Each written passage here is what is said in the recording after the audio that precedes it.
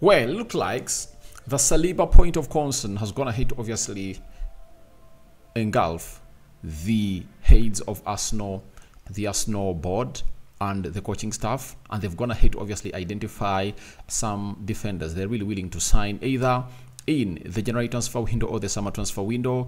And one of those I've gonna hate to look at is Matthijs de Ligt, one of those players that really has a lot of history, captaining his side of Ajax that was managed by Erik ten Hag in 2019 to the UEFA Champions League semi-finals. Welcome to Rokani Media Football. This is the football news show. Hope you guys are really having a fantastic day wherever you are. We are here to bring you the latest news and information as far as everything is concerned.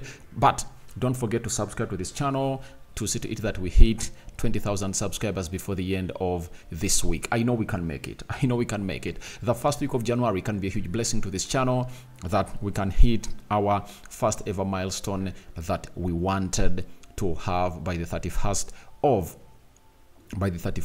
of December 2023, a year that we concluded 2 days ago. Now we are going to talk about Bernado Silva a little bit and see what he has to say about the Champions League. And there is another player that we are going to talk about, right? He's all about former player of Man United, Rooney, sacked at Birmingham, having gone ahead to be named as the Birmingham City manager. He has gotten sacked today, and the club statement has been put out, and Birmingham is now looking in for a new manager. So we thank God for the gift of life. The Muslims, Barakallahu Fikum. It's all about us going to where we deserve to be. And where do we deserve to be? To where the knowledge is, to where the news is, to what captures your eye and really makes you think positive about everything is. Now, let's start it off with Matthijs de Ligt, a story being reported by a very, very credible source. Remember, Athletic is really one of the credible sources, because to really go ahead and read their news, you're supposed to subscribe to their website. Now, we've been told by the Athletic that Mikel Arteta's coaching staff at Arsenal admire Bayern Munich's Matthijs de Ligt and Borussia Dortmund's Nico Schlotterbeck, but the price point and contract situation of both players make them invisible January deals. Now, Arteta is looking at two centre-backs to obviously bring them into his team, and that is Arsenal. And when you look at Arsenal, I've always gone ahead and really told you that they're lacking a player who can really come in through and fit the boots of the guy himself. That is, what is his name? William Saliba. One of the best defenders I've seen ever since he made his debut for Arsenal last season. And he's really very, very good. He has gone ahead to show it at world-class levels. And Mikel Arteta knows it well, that if I lose Saliba, then I'll be into deep shit. And that's why he's really planning to get in a player. It would have been Julian Timber, but we all know that Julian Timber is still injured, and his return is still in a question. Sorry, it's still an ocean of questions. So, as it is, it has gone ahead to force Arsenal to look at two defenders. One is Matthijs de Ligt, another one is Nico Schlotterbeck. Now, let's talk about Matthijs de Ligt in detail. Matthijs de Ligt is 24 years of age. 24 years of age. That is Matthijs de Ligt. And when did he come to fame, to the world limelight? When he captained FC Ajax, that was coached by Erik ten Hag in 2019, to reach the semi-final. They went semi-final of the Champions League. They went ahead to beat Tottenham Hotspur 1-0 at the London Stadium, and they went to Ajax. That's where they lost the game 3-2, and obviously they were knocked out. So Matthijs de Ligt is one of those players that has not going to hate to play that has not going to hate to play well at Juventus. Remember, he was sold to Juventus for 80 million euros, and then he was sold to Bayern Munich at I think at 70 million euros, meaning that in those two transfers the player has costed 150 million euros, meaning that for Arsenal to get him, they have to pay north of 70 or 80 million euros. That is it. And I think Bayern Munich might be willing to obviously let him go, because ever since Thomas Tuchel came in through, this guy is not going to hate to play very many games. Yet he has been rarely available, but even when he has shown up, he has not been given that chance to play. You remember even the games they played in the Champions League last year when Thomas Tuchel took over. It is Pavard who came in through and really played into that central defense with Upper Makano, I think. So it shows you that he's not trusted by Thomas Tuchel, and maybe Thomas Tuchel is really recommending to get in other centre backs. That's why you see it that players like Varane have been linked to that guy and that side, and is really one of those that is going to hate to face a lot of news coming in from Bayern Munich that Bayern Munich are really interested in signing him. So we look at Matthijs de Ligt. This season, he has gone ahead to play 8 games and scored 1 goal in the Bundesliga. DFL Cup, he played 1 game, you know. So Champions League has gone ahead to play 1 game. But when you look at last season, he played 31 Bundesliga matches, right? And he cannot make them, I think, because they've gone ahead to play almost half of their games. And the Bundesliga are really having like 18 teams.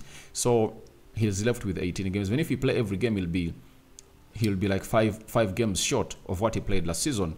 Champions League, he has played 1 game and he is not happy. Trust me, he is not happy. He's 1.8 meters tall and 89 kgs.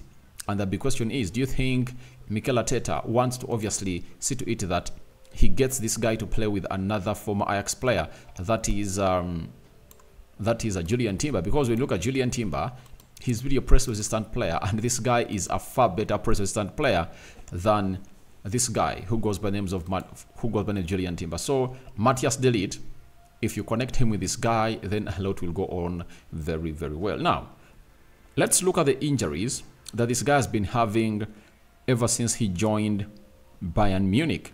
So he joined Bayern Munich in 2020. So on the October 10th, he got an adductor pain. He missed out 3 days, and inner ligament stretch of the knee that kept him out for 10 days in November. He got a virus when he was playing, I think, for the World Cup. Netherlands, March 2023, and he had a knock on September 25th, on 25th September 2023, and he kept him for 22 days and missed out on 4 games, and the inner ligament tear that was going to have to keep him out for 42 days and has missed out on 7 matches. So when you look at this guy, last season when he was playing for Bayern Munich, he missed out on 3, 4, he missed out on 5 games, right?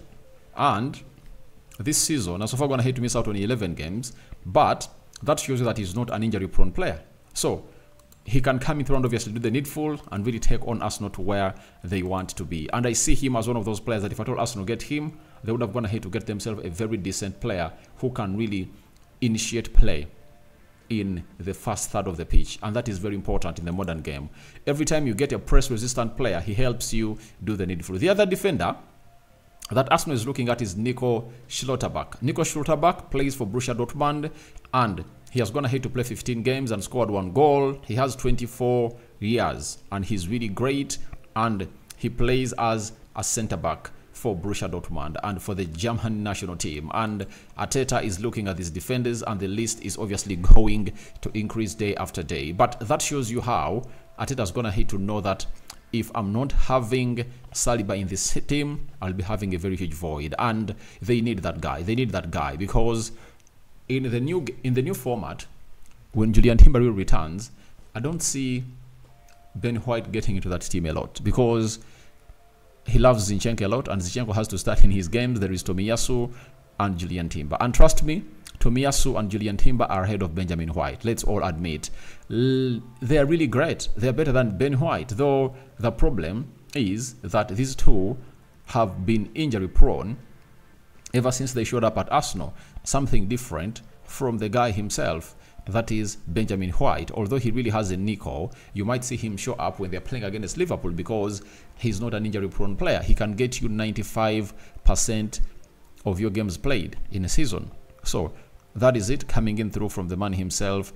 That is Matthijs de Ligt. And we wait and see who is he going to obviously bring in. And we've gone ahead to hear that there is it Edmond Edmond, that Sporting Lisbon defender, that Arsenal is also looking at him, and I'm obviously going to bring you the story, I think, tomorrow, and you'll obviously enjoy it to the fullest. So that is Matthijs de Ligt coming in through. Arsenal are really interested in him, and the problem has been the fee. So that means Arsenal cannot sign him in the January transfer window, meaning that they need to wait and really sign a defender during the summer transfer window. The January transfer window, maybe if they bring in a defender, he should be a very cheap one. You know, they might consider cheap options. Now, let's go to this story of Manchester City. Bernado Silva, one of the best players I've seen in the world, and their consistency and persistence has been the same. We've been told by Manchester City, and Bernado Silva told them that it's always better at home with your fans. We have that feeling, and I felt it last season in the Premier League and the UEFA Champions League. The energy the crowd creates at Etihad is unbelievable, and you're going to try and create that special atmosphere to push us again. So, you know, where they are right now, it's really tricky, and they know that they are going to face one of the most competitive seasons in their football history in the Premier League, because we all know that last season it was Arsenal versus Manchester City for the trophy. The season of 2022, it was Man City versus Liverpool. You get? The season of 2021, it was Man City versus Manchester United. The season of 2019-2020, it was Liverpool, I think, versus Manchester City. And I don't recall in history of the last decade seeing three teams going for the trophy. But now we are having three teams very, very, very hungry, and their appetite is high to obviously take this trophy to where they want it to be. So, as it stands, you might not want to hear this, but the fact is, it's going to be a three-horse race for the Premier League title. And that's why Bernado Silva is saying we have to do our level best, because they've never been in such a situation. That is it. They've never been in such a situation, and they don't know how to operate, because as you are really winning, Aston Villa is winning, Arsenal is winning, Spurs is winning, Liverpool is winning. And these teams are really showing huge potential that they can obviously take it to the levels where they deserve it to be. And how are they going to overcome this? He has gone ahead and really said that the atmosphere at Etihad needs to help them a lot, because it has gone ahead to turn out that it's hard to go out away at a Premier League team expecting a win. Even if you're playing against Sheffield, Bournemouth, Burnley, Luton Town, and very many others, it's really hard. So what they have to do is simple. They have to push the players again, and is calling upon for the atmosphere to help them really win. This season, they've gone ahead to, I think, to drop very many points at home. They drew with Liverpool at Etihad. They drew with Tottenham Hotspur at Etihad. They drew with Crystal Palace at Etihad. And I think even at the beginning of the season, there are some points they dropped at Etihad. So they need to obviously find out the best way to obviously get themselves going. Now let's go to the United legend. Birmingham City have now fired Wayne Rooney with immediate effect. Decision confirmed. Rooney failed to win 13 out of 15 games in charge. Unfortunately, Wayne Rooney's time with us didn't go as planned, and we decided to move in a different direction. The club is going to hit to confirm. I think Wayne Rooney is one of those people that's going to hit to go into management, and it looks like he's failed. And I knew he was obviously set to fail, because the manager that really got fired at Birmingham City had gone ahead to put in a very huge shift.